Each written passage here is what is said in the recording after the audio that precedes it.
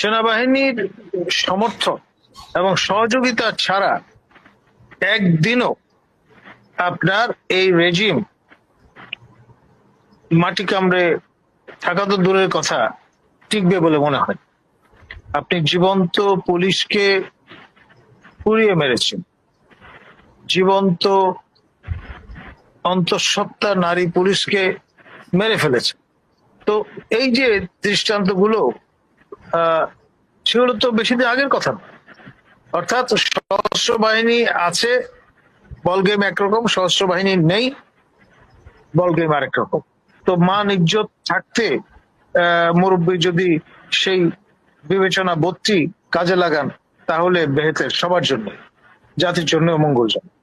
নিরপেক্ষতা হারিয়ে গেছে এরকম একটি সরকার আর যাই হোক নির্বাচন ডেলিভার দিতে পারবে না, আর দিলেও যে ব্যাপারটি দাঁড়াবে সেটি গ্রহণযোগ্য বলে বিবেচিত হবে না।